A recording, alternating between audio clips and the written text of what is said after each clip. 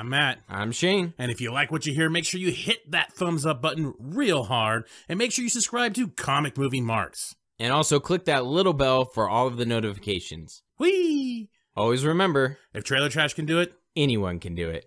Hello and welcome everyone to another Comic Movie Marks video. I guess it's now hashtag release the Ayer cut. A lot of stuff coming out for Suicide Squad. David Ayer is replying to a lot of tweets, some exciting stuff. One in particular, a cool little concept art of possibly Steppenwolf. Not possibly, of Steppenwolf. David Ayer has actually recently come out and made a couple comments about his time with Warner Brothers and Suicide Squad recently. And he's been slowly coming out. I remember when Suicide Squad came out, we were adamantly against the idea of him saying that that was his cut in theaters when it wasn't. Yeah. And he was being company man. And we're like, what are you doing, man? This clearly wasn't your cut. This thing is an abomination. Like, this was not your cut. It was done by a music video company or a trailer company, something like that. It wasn't your cut. Why are you defending him? And we could never understand that. We could never understand the motivation by running that company line and just not saying what was need to be said. Like, a lot of your scenes were cut. We had Jared Leto out there bitching and moaning about how all his scenes were cut and how much Joker footage there was missing from the movie. But recently, David Ayer's just kind of loosened up a little bit, and he's admitted to a couple things.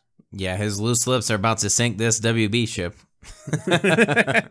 It just shows more and more that, you know, WB during this like 2-3 year span was just throwing out shit left and right and not sure what the hell they were doing when they really did have a plan. Yeah, and not trusting in the troops on the ground, you know, who are really just pushing this entire vision forward. And David Ayer, Zack Snyder, Patty Jenkins, you know, really just trying to make it all come together. And their meddling little fucking hands got all up in it and messed it up.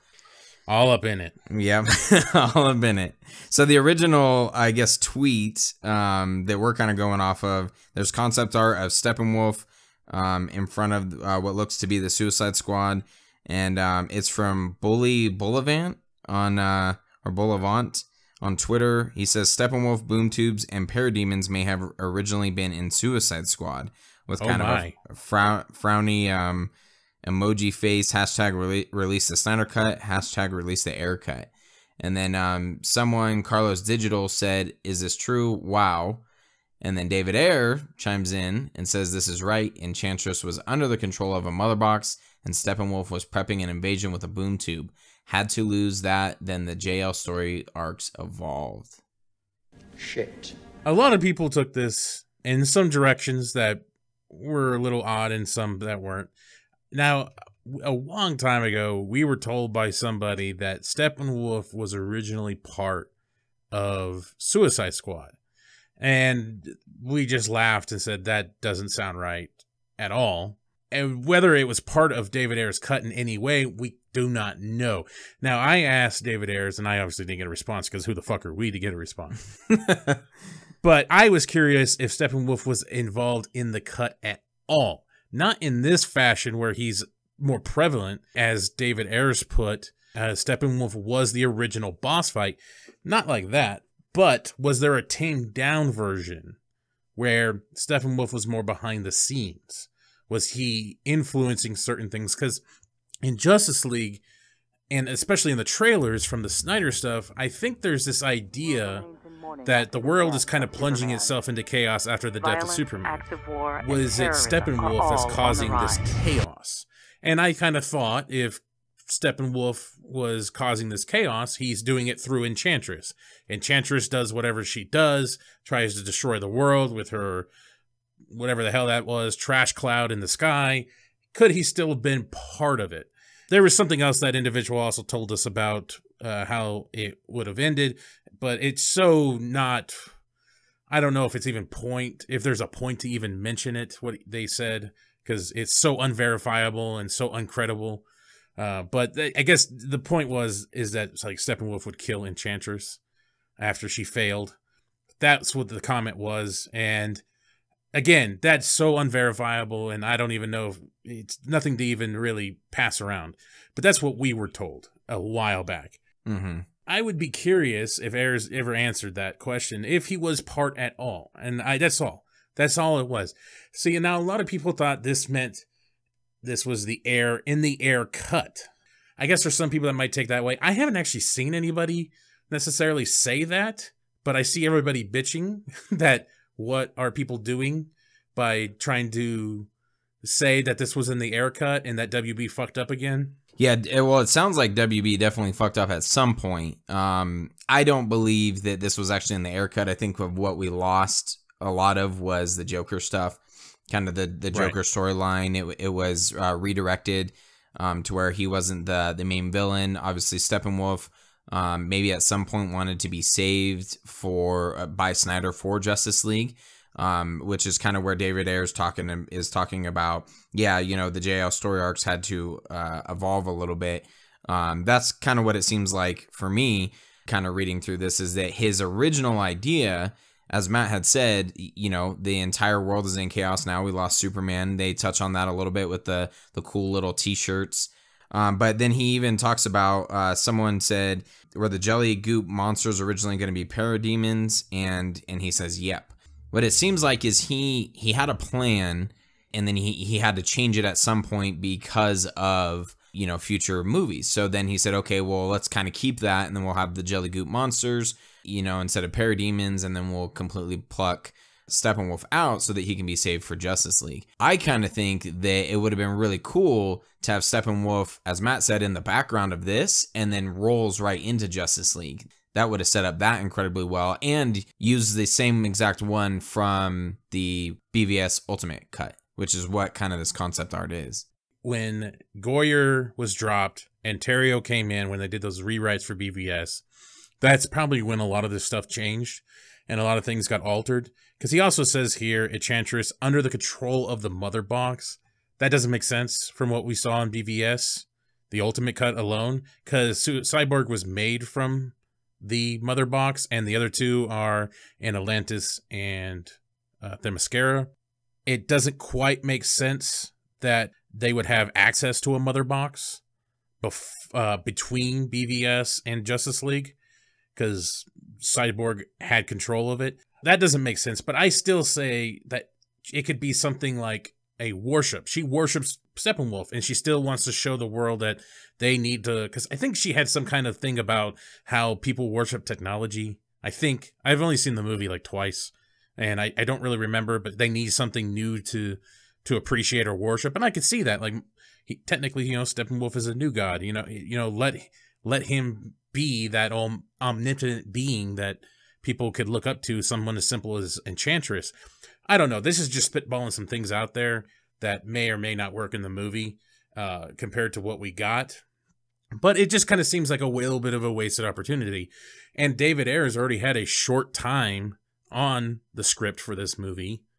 He was rushed into this. So to alter it again just kind of shows how much chaos that movie was, and maybe how much WB didn't really care about the movie at all. Oh, this? Uh-huh. That's my credo. No regrets. Mm-hmm. You have no regrets? Dad? No? Like not even a single letter? So just kind of a little bit more evidence in regards to Suicide Squad, you know, being fleshed out a little bit better and more having a focus on Joker. There was a tweet that went out from Gringotts. He says, will you release the Joker scenes that were cut from the movie? How much approximately is out from the film? David Ayer said the 12 hours of cut Joker scenes, including the Joker Ragnarok battle, are under control of the 82nd Airborne Division. I think that's kind of him, you know, messing around a little bit, but basically saying that there's a shit ton of footage out there. One of the things I found interesting was a gentleman was talking about the success of Aquaman's test screenings. And he says, yeah, I know, Suicide Squad early test screenings were great, blah, blah, blah. And David Ayer actually answered him, don't you wonder what edit was initially tested? Oh, no clip. Oh, thought we had a clip. Nope, okay. Which I was like, oh, that's kind of awesome. Which one really was. And then a guy named Daniel R. told to David Ayer, says, I was there. I know what you're talking about, David, and I really liked your original cut. And David Ayer says, I appreciate that.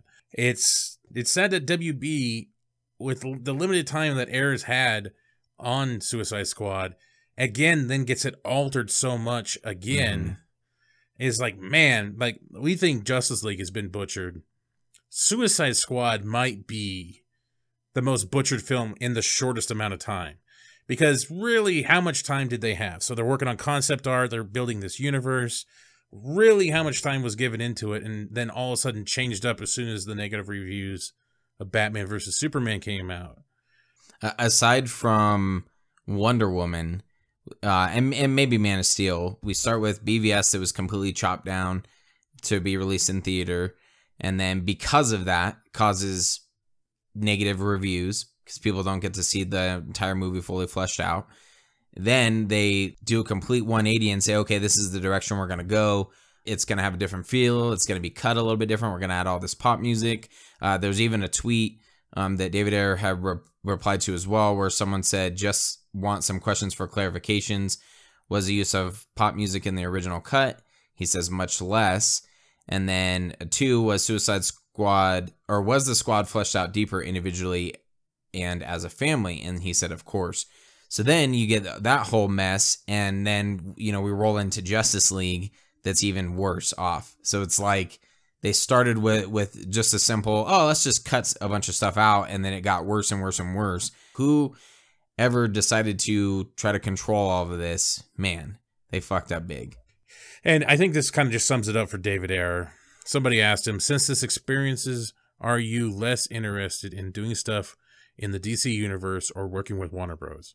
Or are there still stuff you still wanting to do? David Ayer responds with, I love DC and Warner Bros. It's a great studio, just had a little rough patch is all.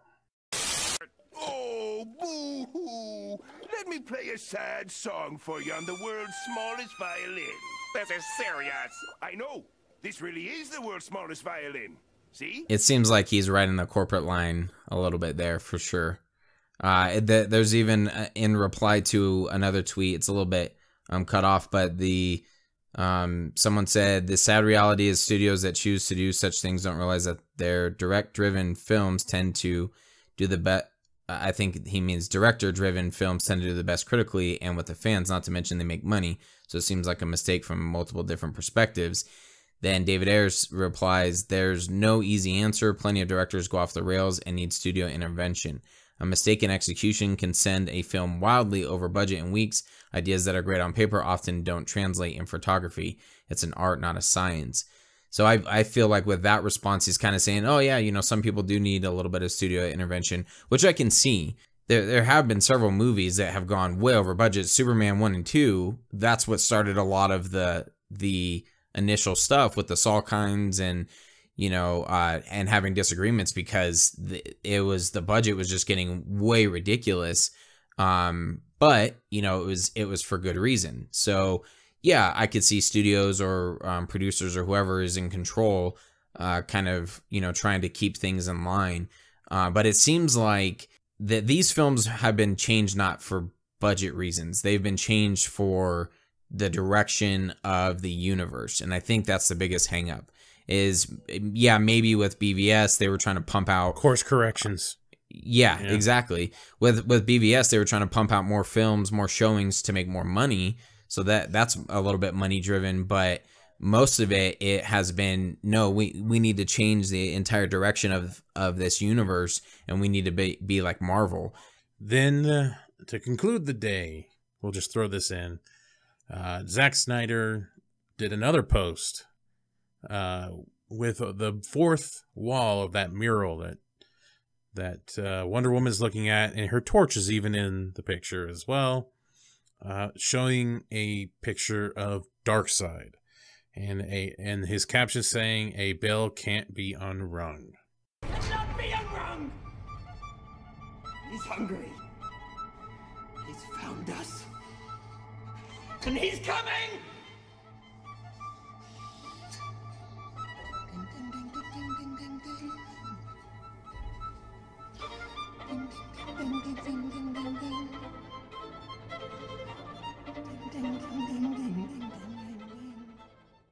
it's fascinating to see what he's been putting out lately, and he's really been ramping it up lately. And I don't know if he's bored or or this is meaning anything at all. I have no idea. I guess Ray Fisher responded in some way of saying ping. It seems after that banner, Snyder's really taking some things more serious. This is quite a zoomed shot, by the way. I feel like there might be a lot more on the left and right side of this picture that we're missing out on, because this seems purposely zoomed in. I maybe just encapsulate Darkseid here really well in those little mother box things there in the middle. But I feel like he's hiding something on this left and right side as well. But yeah, Darkseid again. I don't know how much Darkseid would have been in the original Snyder Cut. I don't know. There's a lot of rumors and a lot of things. I still go back to the Kevin Smith video. And when that woman said there was a Darkseid in there, and it was almost done, is what she said. Changed. Superman joins the fight and teams up with the League to defeat Steppenwolf. However, at one point, Steppenwolf tries to tempt Superman into joining his army. Ready for this? This made me so fucking angry. And we see Darkseid for the first time in Superman's vision, and we see flashes of the nightmare footage that Batman had in Batman v Superman. However, Superman snaps back out of it and delivers the final blow to defeat Steppenwolf. Was that in the version you saw? You saw Darkseid? Yes, there was a Darkseid in there. What did it look like? Kind of like the finish, but not really. Not fully finished. No, like dressed in a suit, kind of. God damn it. I go with that one. I feel like that is the most legitimate possibility of what a Snyder Cut can consist of. Yeah, it's pretty crazy the amount of stuff that's coming out, and you know, the more we're kind of learning the direction of these directors and producers and such wanted to go. And 6 days ago is when, as of this recording, is when the That Is Carrying little video was released on Vero, or that, you know, Zack Snyder had posted it, and he's had three other posts that had to do with Justice League. So one every other day. So he's continuing to push for that. It's kind of, you know, very intriguing. It makes you wonder a little bit. But yeah, more Darkseid stuff.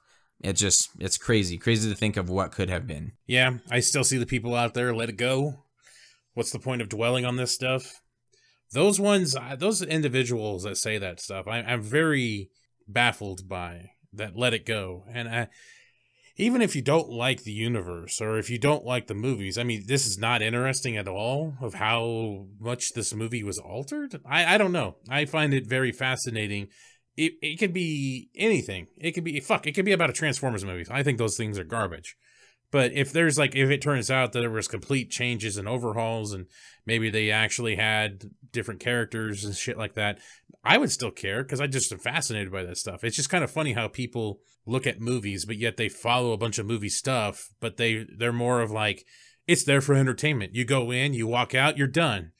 Usually you pay double for that kind of action, Cotton. Okay, well then why buy the Blu-rays? Why look at the behind the scenes? Why is those so popular? Exactly. Yep. Because people like that stuff. People want to see how movies get made. And I mean, we're just looking at that Suicide Squad concept art. Look at what the possibilities were with that at the time. I mean, Suicide Squad, they were going to have a group of individuals that only had like 2 metahumans on their side. Wait, was it? So Diablo and Croc, I think, were the only metahumans, right? Mm-hmm. Everybody else is just good shooter, crazy bitch, you know, guy that can tie knots, and a guy that is Australian. So that was their best team, and they were going to have them go up against Steppenwolf. Like, that's fucking insane. Right. like that's just, that's so fucking crazy. But the thing about this one, though, is that we know Snyder filmed it, because this is from his movie. This isn't concept art. This is from the movie. Yeah, and to that same point of what you're talking about with, it's just fascinating the amount of stuff that goes on behind the scenes that we don't know about. I know a lot of people who, okay, not a lot of people, but I know some really hardcore Star Wars fans, and they know about a lot of changes and things like that. They have to do with Jabba the Hutt, or, you know, how certain things were changed along the way, and they had to film it differently for one reason or another, to, you know, sell merchandise, or because they liked a character a little bit different. So that all this stuff is out there, and Matt and I have read and reviewed some scripts of stuff that hasn't been released, you know, for one reason or another, because things are impacted. So if you're a fan of movies, which we are, you would think, regardless of if you like the universe or not, that you would be fascinated with this. I know I would if they came out and said Thor Ragnarok wasn't supposed to be the way that it was. You know, it was going to go a completely different direction. I would be fascinated by that. There is some possibilities that it was. Remember the different logo when we first was announced? Yep. For Thor Ragnarok, the original director on board, you know, he was removed and they brought in Taika Waititi, but we never really, there's not a lot of digging. You know, we don't see a lot of like what possible concept art there was. So we don't know how far along that guy ever got. But Thor Ragnarok was supposed to be a lot darker, a lot more intense, and it did a complete 180. Yep. And it'd be interesting on that note to find out why the change. Was it because of the success of Guardians of the Galaxy, or why all of a sudden did they say this is how we're going to end this trilogy, you know, and roll into Infinity War or Black Panther or whatever after that? So it's just fascinating if you're interested in movies to know what goes on behind the scenes and why certain things are changed a certain way. So it's the fascinating aspect of what could have been, or what was at one point, the changes in these characters and shit like that. It's there, and I don't know. Some people don't recognize that, or they're just being assholes. What this means for the future, I don't know. In our live stream, we said 3 years before the Snyder Cut comes out. I'm still kind of going with that. Yeah. But maybe that banner did a lot. Maybe it did a lot. I don't know. Maybe it really rang the bell for them. I don't know. Pun attempted. Maybe it worked. Maybe it really did more than we all think. I don't know. I guess we will find out slowly but surely. In case I don't see you. Good afternoon, good evening, and good night.